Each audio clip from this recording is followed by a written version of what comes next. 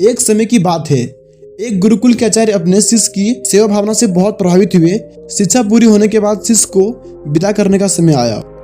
तब गुरु ने शिष्य को आशीर्वाद के रूप में एक ऐसा दर्पण दिया जिसमें व्यक्ति के मन के छिपे हुए भाव दिखाई देते थे।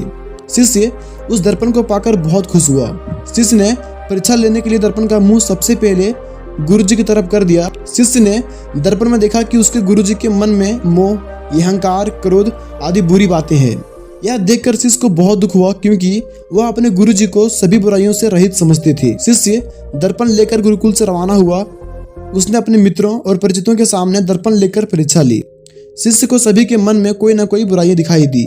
उसने अपने माता पिता की भी परीक्षा ली और उसके माता पिता के मन में भी कुछ न कुछ बुराइयां थी। यह देखकर शिष्य को बहुत दुख हुआ और उसके बाद वह फिर एक बार गुरुकुल पहुंचा।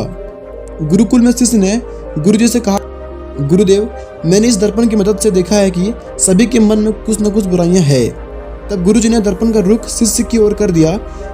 शिष्य ने दर्पण में देखा कि उसके मन में भी अहंकार, क्रोध जैसी बुराइयां हैं। गुरुजी ने शिष्य को समझाते हुए कहा कि यह दर्पण मैंने तुम्हें अपनी बुराइयां देखकर खुद में सुधार करने के लिए दिया था, दूसरों की बुराइयां देखने के लिए नहीं। जितना समय दूसरों की बुराइयां देखने में लगाओगे उतना समय खुद को सुधारने में लगाया होता तो आज तुम्हारा व्यक्तित्व बदल चुका होता। साथियों, हमारा सबसे बड़ा कमजोरी यही है कि हम दूसरों की बुराइयां जानने में ज़्यादा रुचि दिखाते हैं जबकि खुद को सुधारने के बारे में नहीं सोचते।